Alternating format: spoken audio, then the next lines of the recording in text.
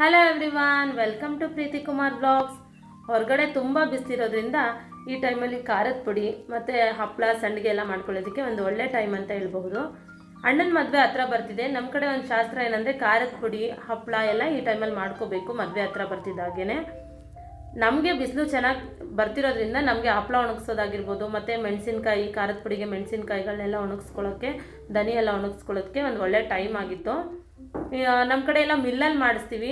ಅಂದರೆ home made ಅಮ್ಮ ಮಾಡೋಂಥದ್ದೇ ಖಾರದ ಪುಡಿಗಳು, ಯಾವುದೂ ಹೊರಗಡೆಯಿಂದ ಏನು ತರಿಸೋದು ಆ ಥರ ಇಲ್ಲ.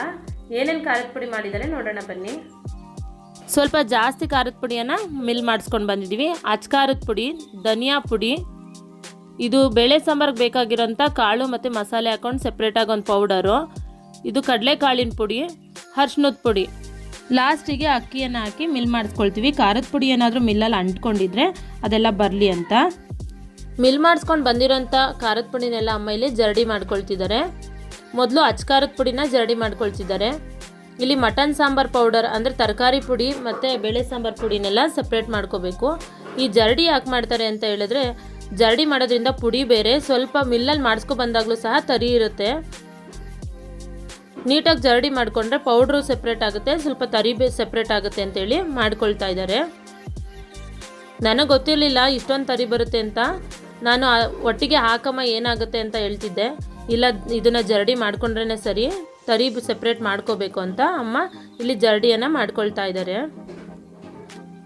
ನಮ್ಮಮ್ಮ ಈಗ ಧನಿಯಾ ಪುಡಿಯನ್ನು ಒಂದ್ರಿ ಮಾಡ್ಕೊಳ್ತಾ ಇದ್ದಾರೆ. ಹೀಗೆ ಎಲ್ಲ ಪೌಡರ್ನೂ ಅಂದರೆ ಎಲ್ಲ ಖಾರದ ಪುಡಿನೂ ಒಂದ್ರಿ ಮಾಡ್ಕೊಳ್ಬೇಕು.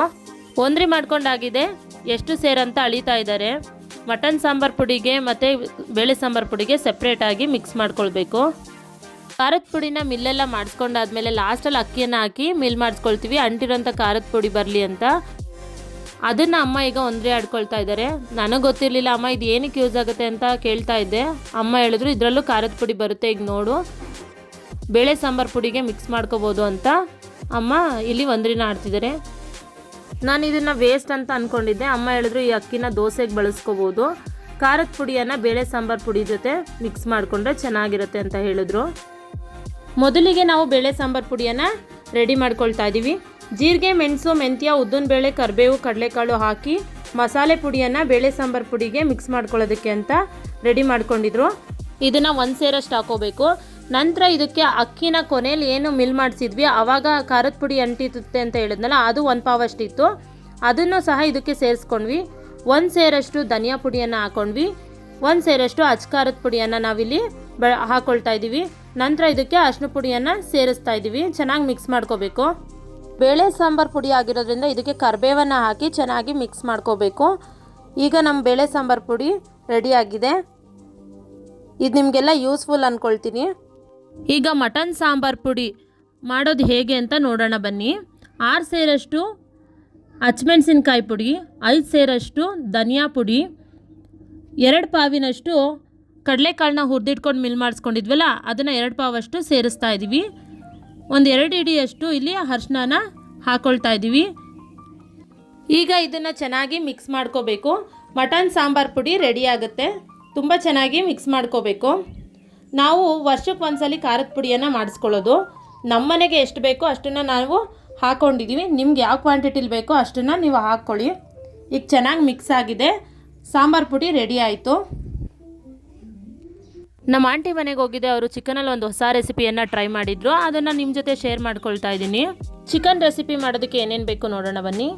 ಈರುಳ್ಳಿ, ಟೊಮ್ಯಾಟೊ, ಕಾಯಿ, ಹಸಿಮೆಣಸಿನ್ಕಾಯಿ, ಬೆಳ್ಳುಳ್ಳಿ, ಶುಂಠಿ, ಚಕ್ಕೆ, ಲವಂಗ, ಮೆಣಸು, ಕೊತ್ತಂಬರಿ ಸೊಪ್ಪು, ಪುದೀನ ಸೊಪ್ಪು, ಮೊಸರು, ಅರಿಶಿನದ ಪುಡಿ, ಗರಂ ಮಸಾಲ, ಧನಿಯಾ ಪುಡಿ, ಚಿಕನ್, ರುಚಿಗೆ ತಕ್ಕಷ್ಟು ಉಪ್ಪು. ಈಗ ಹೇಗೆ ಮಾಡೋದು ನೋಡೋಣ ಬನ್ನಿ. ಚಿಕನ್ಗೆ ಅರಿಶಿನದ ಪುಡಿ, ಮೊಸರನ್ನ ಹಾಕಿ ಸ್ವಲ್ಪ ರುಚಿಗೆ ತಕ್ಕಷ್ಟು ಉಪ್ಪನ್ನು ಬಳಸಿ ಚೆನ್ನಾಗಿ ಮಿಕ್ಸ್ ಮಾಡ್ಕೊಳ್ಬೇಕು. ಹಾಕಿರೋಂಥ ಮಸಾಲೆ ಚಿಕನ್ಗೆ ಚೆನ್ನಾಗಿ ಹಿಡಿಬೇಕು. ಒಂದು 10 ನಿಮಿಷ ರೆಸ್ಟಿಗೆ ಬಿಡೋಣ. ಇನ್ನೊಂದು ಕಡೆ ಗ್ಯಾಸ್ ಸ್ಟವನ್ನು ಹಚ್ಚಿ ಕುಕ್ಕರನ್ನು ಇಟ್ಟು ಸ್ವಲ್ಪ ಎಣ್ಣೆಯನ್ನು ಹಾಕ್ಕೊಳ್ತಾ ಇದ್ದೀವಿ. ಇದಕ್ಕೆ ಈಗ ಹಸಿರು ಮೆಣಸಿನ್ಕಾಯಿ, ಈರುಳ್ಳಿ ಚೆನ್ನಾಗಿ ಫ್ರೈ ಮಾಡ್ಕೋಬೇಕು. ನಂತರ ಇದಕ್ಕೆ ಕೊಬ್ಬರಿ ಅಥವಾ ತೆಂಗಿನಕಾಯಿ ಯಾವುದಿರುತ್ತೆ ಅದನ್ನು ಹಾಕೋಬೇಕು. ನಾವಿಲ್ಲಿ ಕೊಬ್ಬರಿಯನ್ನು ಬಳಸ್ತಾ ಇದ್ದೀವಿ. ಇದನ್ನು ಸ್ವಲ್ಪ ಹೊತ್ತು ಫ್ರೈ ಮಾಡಬೇಕು. ಈಗ ಚಕ್ಕೆ, ಲವಂಗ, ಮೆಣಸು ಹಾಕಿ ಚೆನ್ನಾಗಿ ಫ್ರೈ ಮಾಡ್ಕೋಬೇಕು. ಟೊಮ್ಯಾಟೊವನ್ನು ಆ್ಯಡ್ ಮಾಡ್ತಿದ್ದೀವಿ. ಟೊಮ್ಯಾಟೊನು ಚೆನ್ನಾಗಿ ಸಾಫ್ಟ್ ಆಗೋವರೆಗೂ ಫ್ರೈ ಮಾಡ್ಕೋಬೇಕು. ಚೆನ್ನಾಗಿ ಫ್ರೈ ಮಾಡ್ಕೊಂಡ್ಮೇಲೆ ನಾವಿಲ್ಲಿ ಕೂಲ್ ಆಗೋದಕ್ಕೆ ಬಿಟ್ಬಿಡೋಣ. ಇದನ್ನು ಗ್ರೈಂಡ್ ಮಾಡ್ಕೋಬೇಕು. ಈಗ ಚೆನ್ನಾಗಿ ಕೂಲ್ ಆಗಿದೆ. ಈಗ ಮಿಕ್ಸಿ ಜಾರಿಗೆ ಹಾಕೊಳ್ತಾ ಇದ್ದೀವಿ. ಜೊತೆಗೆ ಹಸಿ ಶುಂಠಿ, ಬೆಳ್ಳುಳ್ಳಿ, ಕೊತ್ತಂಬರಿ ಸೊಪ್ಪು, ಪುದೀನವನ್ನು ಹಾಕೋಬೇಕು. ಇದನ್ನು ನಾವು ಈಗ ನುಣ್ಣಗೆ ರುಬ್ಕೊಳ್ಳೋಣ.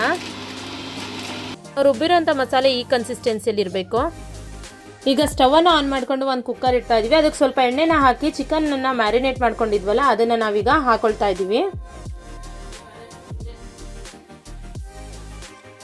ಈಗ ಚಿಕನ್ನು ಇಷ್ಟು ನೀರು ಬಿಟ್ಕೊಳ್ತಾ ಇದೆ. ಇನ್ನೊಂದು ಸ್ವಲ್ಪ ಹೊತ್ತು ಫ್ರೈ ಮಾಡಬೇಕು.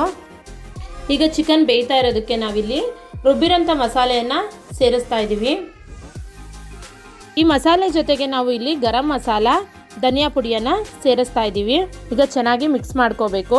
ಈಗ ಚೆನ್ನಾಗಿ ಬೇಯ್ತಾ ಇದೆ. ಇದನ್ನು ಲಿಡ್ ಕ್ಲೋಸ್ ಮಾಡಿ ಸ್ವಲ್ಪ ಹೊತ್ತು ಆದಮೇಲೆ ಚೆನ್ನಾಗಿ ಬೆಂದಿರೋದಕ್ಕೆ ಎಷ್ಟು ಬೇಕಷ್ಟು ನೀರು ಹಾಕೊಂಡು ರುಚಿಗೆ ತಕ್ಕಷ್ಟು ಉಪ್ಪು ಹಾಕ್ಕೊಳ್ಳೋಣ. ಈ ಹದದಲ್ಲಿ ನೀರನ್ನ ಸೇರಿಸ್ಕೋಬೇಕು. ಈಗ ಚಿಕನ್ ಚೆನ್ನಾಗಿ ಬೆಂದಿದೆ, ಸಾಂಬಾರು ಕುದೀತಾ ಇದೆ. ಸೊ ಆಫ್ ಮಾಡ್ಕೊಳ್ಳೋಣ. Finally chicken leg piece chops ತುಂಬ ಚೆನ್ನಾಗಿರುತ್ತೆ. ನೀವು ಕೂಡ ಟ್ರೈ ಮಾಡಿ.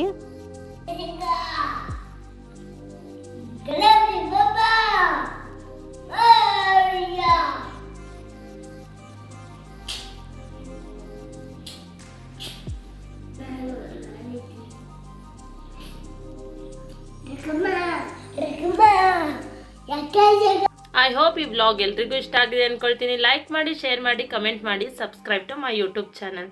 Thank you.